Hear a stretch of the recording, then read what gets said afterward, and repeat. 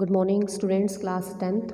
Today I am going to explain about the characteristic properties of metal oxide, which are formed by combination of metal and oxygen. So the first property of the metal oxide is solubility in water. Most of the metal oxides are insoluble in water, but some oxides such as sodium oxide or potassium oxide, they when dissolved in water undergo formation of alkali, that is NaOH and KOH. These are present in the aqueous state. So these compounds formed are named as alkalis. इसका name क्या होगा? alkalis. So these are formed when the respective metal oxide combines with water, resulting in formation of aqueous form of the respective hydroxide. So these aqueous solution of bases are named as alkali. So when sodium oxide or potassium oxide or any metal oxide which is reactive when combines with water, resulting in formation of the respective alkali. Second property or second characteristic of oxides of metal is they shows basic nature, or in some cases the nature of these oxides will be amphoteric. Clear? Most of the metal oxides are basic in nature. For example, magnesium oxide, copper oxide, sodium oxide, potassium oxide, all these species are said to be basic in nature because when they combine with acid, resulting in formation of salt and water. Suppose we have taken magnesium oxide, when combines with acid such as sulfuric acid, it results in formation of magnesium sulfate with production of water. तो इस case में हमारे पास water plus क्या बन जाएगा? Salt. Undergo formation of salt and water, indicating that this compound is acidic, hence this MgO will be basic because acid and base combines to form salt and water. That's why the metal oxides are said to be basic in nature. Similarly, when copper oxide combines with sulfuric acid, it forms salt, copper sulfate and water. But some metal oxides such as aluminium oxide and zinc oxide, they shows both acidic as well as basic characteristic. Therefore these oxides are considered as amphoteric in nature. Oxides of aluminium and oxide of zinc, that is zinc oxide and aluminium oxide, they shows basic as well as acidic character, hence they are termed as amphoteric, means they can react with acid as well as with base. For example, aluminium oxide combines with acid to form the salt AlCl3 plus water. Second case, this aluminium oxide also combines with base like NaOH to form sodium aluminate, NaAlO2 with evolution of water, again indicating that this aluminium oxide combines with acid to form salt and water, and this one combines with base again forms salt and water. Therefore it is completely said to be amphoteric in nature. Same types of reactions are shown by zinc when combines with acid HCl or when combines with base such as NaOH. It forms ZnCl2 salt plus water. It forms Na2ZnO2 sodium zincate plus water. This is the salt. In this sodium zincate, this sodium will act as a cation and this zincate ZnO2 complete part, it will act as anion. It will carry one positive charge, valence is 1, in this case valence is 2 negative charge. Clear? Now it is quite important to note that different metals do not combine with oxygen with the same speed. All the metals do not combine with oxygen with the same speed. The reactivity of these metals with oxygen will depend on their reactivity. It will depend on their reactivity. Some metals react with oxygen at room temperature, some reacts with by heating, and some metals are combining or show combination with oxygen by strong heating. Even there are some other metals which do not combine with oxygen even by strong heating also. So examples of these metals with oxygen reactions can be shown as. Now we are going to discuss about the reactivity of metals with oxygen when they undergo formation of respective oxide. First of all, we have taken sodium and potassium.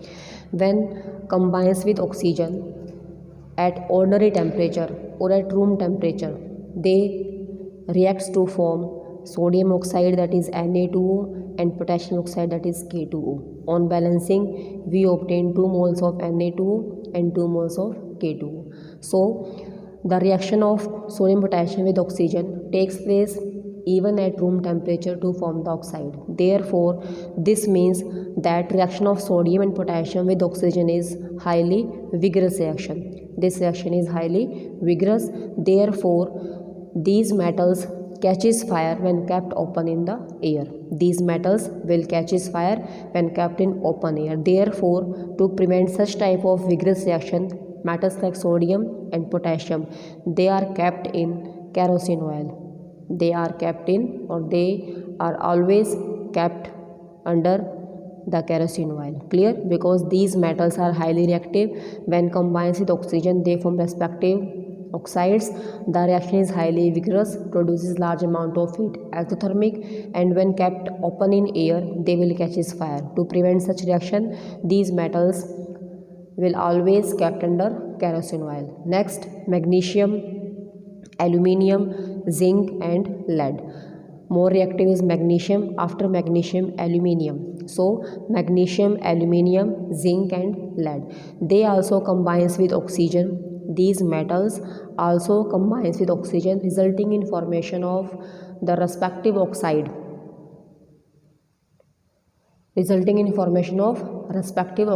reaction takes place at ordinary temperature also. In this case, up to lead, the reaction takes place at even room temperature, so resulting in formation of magnesium oxide. Aluminium combines to form aluminium oxide, zinc combines to form zinc oxide, and lead combines to form the lead oxide. So out of these 4 species, it was observed that reaction of zinc with oxygen and reaction of lead with oxygen takes place only by heating. These 2 metals do not combine with oxygen at room temperature, but magnesium aluminium combines with oxygen at room temperature, resulting in formation of magnesium oxide and aluminium oxide. These magnesium oxide and aluminium oxide, they will form a protective layer. They form a protective layer on the surface of metal. Clear? So the reaction is quite slow and resulting in formation of protective layer of magnesium oxide or protective layer of aluminium oxide. This protective layer prevent magnesium and aluminium from corrosion. Clear? So the more reactive metal among these 4 is magnesium, after that aluminium, then zinc and lead. The reaction of zinc and lead with oxygen takes place only on heating. Without heating, there will be no reaction taking place between zinc and lead. Clear? So out of these 4 metals, magnesium is more reactive than aluminium, aluminium is more reactive than zinc, zinc is more reactive than lead. Clear? Now next 2 metals, that is iron and copper. These metals do not burn in air on strong heating. Even they begin to glow with bright light. Iron do not burn in air even on strong heating, but it begins to glow with a bright light. At very high temperature, it combines with oxygen of the atmosphere along with heating, resulting in formation of the magnetic oxide of iron, having formula Fe3O4. This is called as magnetic oxide of iron, and this Fe3O4 is also named as mixed oxide because it is formed by combination of FeO and Fe2O3. It is formed by combination of FeO and Fe2O3. That's why it is called as mixed oxide. Similarly, the reaction of copper does not take place at room temperature in air, so it will take place when copper metal is heated. The difference in the reactivity of these 2 metals also occurs. It will undergo formation of this oxide on strong heating, and this copper in presence of oxygen oxidized to form copper oxide having black coating on it, and this black coating appears when copper metal undergo prolonged heating. इसको काफ़ी लंबे time तक heat करेंगे continuously, then this copper metal, which is reddish brown in color, changes into black copper metal. So prolonged heating is required here, this indicating that copper metal is also less reactive than iron. Out of this, iron is more reactive as compared to copper. This is the reactivity order of these two metals. Next is gold, silver, gold and platinum. When combined with oxygen, there will be no reaction taking place between them. So it indicates that these metals, silver, copper and gold, silver, gold and platinum do not combine with oxygen of the air even at very high temperature or even on prolonged heating. No reaction takes place, indicating that these metals are least reactive of all. These metals are least reactive and these two metals are most reactive. So this is the reactivity order of different metals with oxygen. Next is reaction of metals with water. In the same way, we can explain about the reaction of different metals with water. So the metals which are highly reactive, they combine even with cold water and the reaction is very vigorous and violent, producing lot of heat. So the reaction is highly exothermic and produces a gas hydrogen which will catches fire. Second is calcium. Calcium reacts with water at room temperature forming the respective calcium hydroxide. The reaction is also vigorous but is less violent as compared to sodium and potassium. And the heat evolved is not so sufficient that H2 gas evolved will catches fire. In this case, there will be no fire takes place because the reaction is not so fast. Now I am going to explain the reactions of these metals with water one by one. Let us start. Sodium and potassium when combined with water. In this case, as we know, these metals are highly reactive on the basis of the reactivity series. So they even react with cold water. With cold water, in these two cases, the reaction is very violent or vigorous and produces large amount of heat with formation of alkali and production of H2 gas to form 2 moles of potassium hydroxide and sodium hydroxide and produces respective hydrogen gas. This hydrogen gas will catches fire, clear, with water. Second, this indicates that these metals are most reactive. This reaction indicate these metals are most reactive because reaction takes place even in cold water. Next is calcium. Calcium is slightly less active as compared to sodium and potassium. So in this case, the reaction takes place not with cold water, but the reaction takes place easily at room temperature and the reaction is slightly less vigorous as compared to sodium and potassium. So in this case, it forms calcium hydroxide with evolution of H2 gas.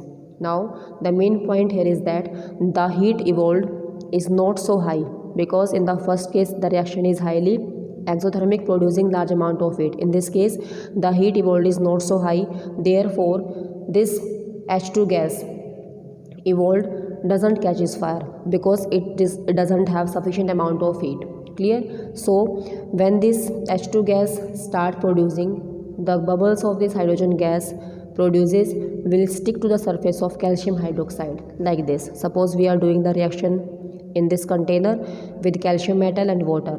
Now it observed that during the formation of calcium hydroxide, the H2 gas produces bubbles.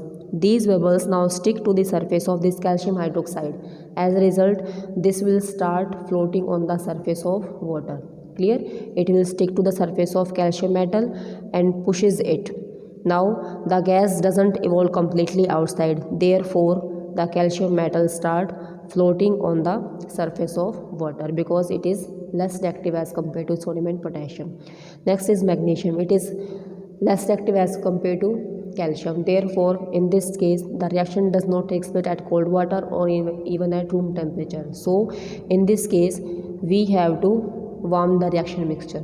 जब इसको हम warm करेंगे, again it produces magnesium hydroxide with evolution of H2 gas. Again the reaction is not so vigorous. Again the bubbles of H2 gas stick to the surface of metal and start floating on the surface. Clear? Now next is reaction of aluminium, zinc and iron do not take place with cold water and also doesn't take place even with hot water. The reaction of aluminium, iron and zinc takes place only with the help of steam. because steam is much more reactive as compared to cold water and hot water. So aluminium, zinc and iron neither reacts with cold water nor with hot water. The reaction only takes place with steam. Steam means gaseous forms of water, resulting in formation of respective oxide, aluminium oxide, zinc oxide or iron oxide to produce oxide with evolution of H2 gas. The most important point is reaction of Fe with steam. It again form Fe3O4. Never write here Fe2O3. When iron reacts with steam, it produces magnetic oxide, also named as mixed oxide. Clear? Now last point is copper, silver, lead, copper, silver and gold. They do not react with cold water or they do not react with hot water, neither they react with steam. The reaction of lead, copper, silver and gold doesn't take place with cold, hot or steam. Therefore, there will be no reaction. Hence, these metals are said to be less or the least reactive metals. One more point is that when we do such type of reaction, in that case the gas hydrogen is collected by downward displacement of water. The H2 gas produced here is obtained by downward displacement of water. So on the basis of reactivity of different metals with oxygen and water, we conclude that the metals which present at the top of reactivity series are highly reactive. The reaction is highly vigorous and will be exothermic. As we move from top to bottom, the reactivity or the vigorousness of the reaction goes on decreasing, and at the bottom of series which have least reactive metals, in that case there will be no reaction between metals, oxygen and water.